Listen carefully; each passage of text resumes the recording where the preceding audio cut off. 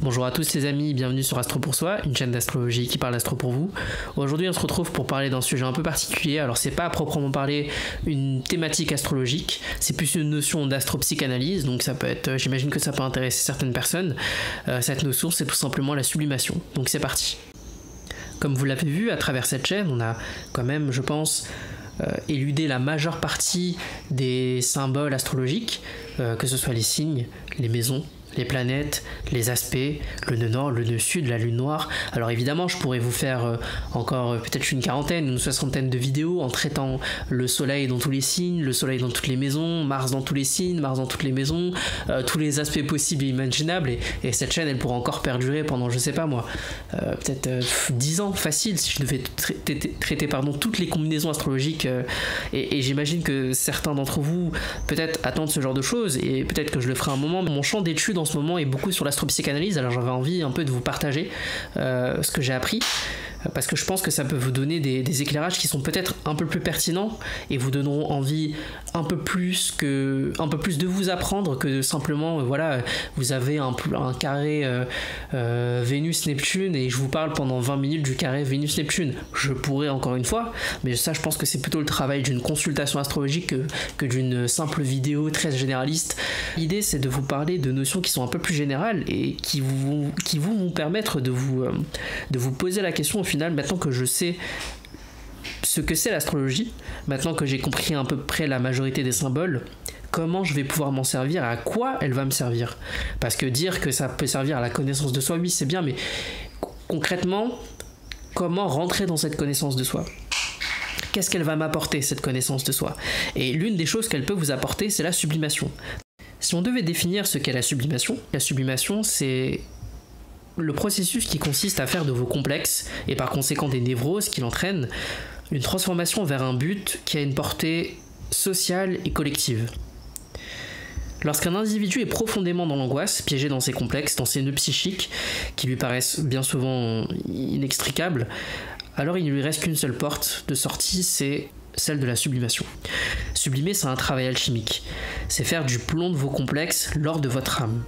C'est offrir au monde ce que vous avez de meilleur à lui donner, de plus parfait, sans l'être même vous-même.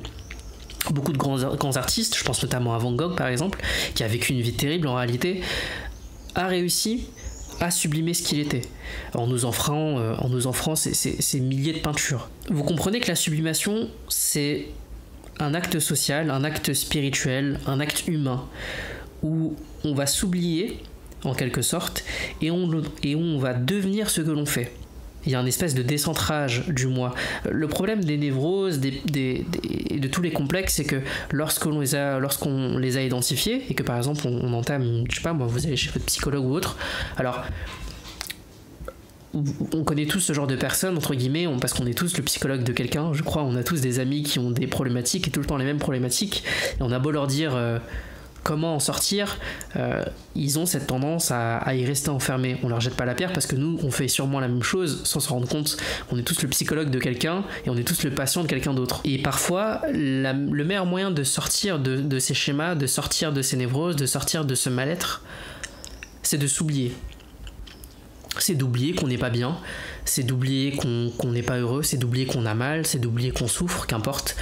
Et comment on fait ça ? On fait ça par l'action. Justement, c'est ça la clé de la sublimation, c'est faire un acte où on ne se pose pas au centre. Alors ça veut pas dire qu'on fait pas une création personnelle, justement on est dans la création personnelle mais en s'oubliant complètement. Vous savez, encore une fois, je prends l'exemple des peintres, c'est les artistes qui sont capables de peindre pendant 10 heures, 12 heures d'affilée, c'est les grands scientifiques qui mènent des superbes études, des très hautes études scientifiques et qui font ça presque 20 heures par jour en oubliant de dormir. Vous comprenez qu'à ce moment-là, quand je suis arrivé au stade de je sais pas si je vais bien ou pas, je sais pas si je suis bien ou pas et je m'en fiche parce que je suis dans ce que je fais, je crois que là on touche à quelque chose qui est de l'ordre de la sublimation. Comme je disais, on a l'exemple de peintres comme Van Gogh, mais vous pouvez aussi avoir l'exemple de personnages un peu plus récents, un peu plus modernes, qui sont pas spécialement des maîtres spirituels, mais je pense, je suis un grand fan de sport et notamment de sport de combat, et je pense à Mike Tyson qui était extrêmement torturé à l'intérieur de lui-même, mais qui à travers la boxe a réussi à sublimer sa violence et cette blessure d'injustice qu'il avait envers lui-même. Évidemment, les exemples que je choisis sont des exceptions. Vous et moi, nous ne sommes pour la plupart du temps pas concernés. On n'est pas forcément tous appelés à devenir des grands champions, des grands artistes, des grands poètes, des grands maîtres spirituels, des grands shorters ou que sais-je. On a tous la possibilité de trouver le champ d'expérience qui va nous permettre de nous sublimer. Et c'est justement là où va intervenir l'astrologie.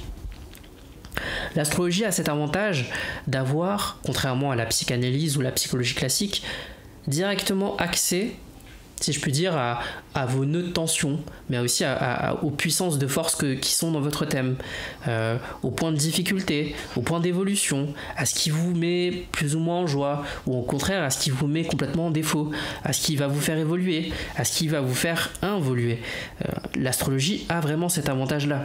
Et grâce à l'étude du thème astral, on va être capable de déterminer par exemple que, je ne sais pas moi, si votre aspect dominant c'est un carré Mars-Pluton, donc des aspects qui sont, lorsqu'ils sont dominants, sujets à rendre le natif soit violent envers lui-même, soit violent envers les autres, ou peut-être qui vont exacerber le principe de la libido, le principe du désir. Alors on sait que le champ de la sublimation va devoir utiliser cette énergie-là pour en faire quelque chose.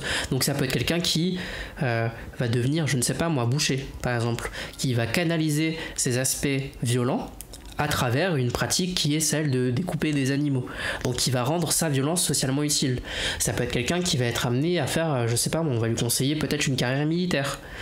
Pourquoi ? Parce que là encore une fois, il y a cet aspect expression de ses instincts qui va devoir discipliner à travers le cadre militaire. Donc il faut quand même qu'il y ait une Saturne assez forte, sinon il va avoir quelques problèmes à respecter la discipline, mais au moins il sera capable de courage, il sera capable de monter au front. Si on voit que certes l'aspect Mars-Pluton est puissant, mais qu'il y a aussi je sais pas moi, une sous-dominante neptunienne ou jupitérienne, donc il y a un altruisme chez cet individu. On va peut-être pouvoir lui conseiller, je ne sais pas moi, devenir secouriste, ambulancier, pompier, etc., etc. Autre exemple, dans un thème féminin, imaginons une lune qui est dominante mais qui est très mal aspectée. Alors ça peut se traduire dans la vie par une blessure liée à l'enfance, une blessure de l'enfant intérieur qu'on va se trimballer pendant toute notre vie d'adulte, un conflit moral ou un conflit psychologique lié à la maternité, que ce soit avec la mère elle-même ou soi-même en tant que mère. Et bien peut-être que la personne pourra sublimer ce carré, ces mauvais aspects à la lune en produisant une œuvre très personnelle liée à sa blessure, en exprimant sa blessure. Alors ça peut être par la création d'un monde imaginaire, ça peut être sous la forme d'un conte, ça peut être sous la forme de la poésie, qu'importe, ou bien même dans une moindre mesure, ça peut tout simplement être quelqu'un qui va vouloir chercher à guérir l'enfance des gens, donc quelqu'un qui va vouloir s'occuper d'enfants ou dans l'animation, etc., etc. Autre exemple, quelqu'un qui aura une Saturne dominante aura potentiellement plus de chances de se réaliser lorsqu'il va être dans une forme d'introversion, lorsqu'il va réussir à se trouver en quelque sorte un lieu, une tour d'ivoire dans laquelle il va pouvoir se recueillir, méditer sur ses pensées, méditer sur lui. Ça peut être aussi quelqu'un qui va faire des recherches ou ce genre de choses. Mais en tout cas, on ne va pas le pousser à se sublimer par l'extraversion, la fête et la bonhomie. Ça marche pas.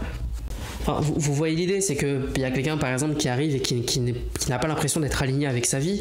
Évidemment, s'il est dominante saturnienne et donc il a une certaine tendance à la mélancolie et qu'il a une profession, je ne sais pas moi, qui le pousse sans cesse à l'extraversion, au contact avec les gens, que dans la vie il a jamais ses moments de tranquillité, et bien évidemment il peut pas être dans la sublimation de sa personne. Le saturnien, il a besoin d'être dans sa tour d'ivoire, il a besoin c'est vrai, ruminer ses pensées, d'être au calme, d'être dans une certaine forme de tranquillité. Il a besoin de trouver son temple, et si c'est pas un temple extérieur, ça doit être un temple intérieur où il doit se recueillir pour justement arriver à se construire et à accoucher d'une œuvre. Donc vous voyez encore une fois toute l'utilité de l'étude du thème astral pour choisir la bonne direction, la direction de la sublimation, être bien avec soi, se comprendre soi, pour comprendre ce qu'on peut apporter réellement au monde. Et là-dessus, je pense que les systèmes symboliques, que ce soit l'astrologie ou la numérologie ou autre, ont vraiment quelque chose à apporter dans ce domaine-là. Je vois beaucoup dans mon quotidien des gens qui sont extrêmement brillants, vraiment extrêmement brillants, qui ont des postes à haute responsabilité, mais qui parfois sont en décalage avec ce qui est dit, qui n'arrivent pas à se faire comprendre, qui sont perçus comme des gens, j'ai envie de dire, ayant, on va dire, un sale caractère, des gens difficiles. Pourquoi ? Parce que, en fait, le travail intérieur n'a pas été fait. On nous pousse dans notre société à nous construire extérieurement, à acquérir un certain nombre de diplômes, une profession, une qualification, à faire carrière, mais le monde intérieur n'est pas construit. Et là encore une fois, les systèmes symboliques, je pense, sont faits pour ça, ils sont faits pour ce monde intérieur. Maintenant, l'humanité est arrivée à un summum en termes de technologie, hein. On le voit avec l'intelligence artificielle, on est capable de faire des choses très incroyable. Alors bon, il y aurait une analyse mythologique avec le mythe de Prométhée à faire, hein, sur la boîte de Pandore qu'on a ouvert avec l'intelligence artificielle, mais ça c'est un autre sujet. Mais en tout cas, on est arrivé quand même à un certain sommet en termes au niveau du monde matériel. Mais le monde intérieur reste inexploré, surtout dans notre société occidentale. Donc vous arrivez avec des gens qui ont des superbes postes, mais qui sont bourrés de névroses, qui sont bouffés par leurs complexes, parce qu'ils n'ont jamais regardé vers l'intérieur d'eux-mêmes. Je vous invite maintenant à regarder votre thème, à voir où sont les difficultés, donc les aspects rouges dominants, mais aussi les nœuds de force, les aspects bleus dominants. Alors je ne dis pas que le chemin de la sublimation c'est un chemin qui est facile, bien au contraire. Je pense que c'est ce qu'il y a de plus difficile à faire. Je pense que c'est beaucoup plus facile de vivre dans ces névroses, de vivre en ayant peu conscience de soi, peu conscience de ses forces, en disant bon ben oui mais je suis comme ça, mais ça changera pas trop, j'ai pas tellement envie de changer, puis j'ai adapté ma vie en fonction de ça et maintenant ça ne bougera pas. Alors que je pense que au contraire, encore une fois, faire ce travail alchimique, faire de votre plomb de l'or, c'est la meilleure chose que vous puissiez faire. Sublimer vos névroses, c'est pas forcément... Enfin, sublimer vos complexes, parce que c'est pas forcément des névroses, hein. Les névroses sont la conséquence de complexes, mais on n'est pas tous névrosés. Enfin, je pense qu'on l'est beaucoup, mais pas tous. Sublimer ces complexes pour en faire quelque chose d'utile, quelque chose de vrai et d'authentique, je pense que c'est l'un des vrais dons de l'humanité. Et je pense que c'est l'une des vraies quêtes de celui qui veut pleinement s'incarner. Donc je vous invite encore une fois à étudier votre thème. Je vous invite à regarder ce qui ne va pas dans votre thème, mais aussi ce qui va, et à essayer de sublimer ce qui ne va pas en vous basant sur vos puissances, en vous basant sur vos forces. Alors évidemment, ça nécessite quand même une vraie analyse, hein. C'est là tout l'enjeu de la consultation astrologique qui peut clairement vous aider à aller dans ce sens-là. Je pense réellement que c'est un travail qui peut prendre toute une vie, mais qui doit être fait. Donc voilà les amis, j'espère que cette vidéo vous a plu. Avant de conclure, je tenais à vous remercier parce que vous êtes de plus en plus nombreux à me faire confiance pour les consultations astrologiques. J'ai d'ailleurs dû faire une pause au niveau des vidéos en partie à cause de ça parce que j'avais tout simplement trop de boulot. N'oubliez pas que si vous êtes intéressé par une consultation, vous pouvez directement m'écrire sur mon adresse mail que je vais mettre en description. Si ce type de vidéos vous plaît, qui sont pas purement de l'astrologie, ben j'en ferai d'autres. En tout cas, quoi qu'il arrive, je pense que j'en ferai d'autres parce que je vous promets, enfin je pense que ça peut vraiment aider les gens, ou vous donner, comme dit, cette appétence d'en savoir plus, de vous comprendre, parce que le chemin de la compréhension de soi, c'est vraiment le chemin le plus... C'est pas le chemin le plus évident, mais c'est l'un des chemins les plus pertinents. Encore une fois, hein, je sais que j'invite pas à l'autocentrisme, hein, mais j'invite justement à la compréhension de soi pour pouvoir mieux servir l'humanité, mieux servir le monde. Et je crois que je vais conclure là-dessus, donc on se retrouve pour une prochaine vidéo et je vous dis à la prochaine, au revoir.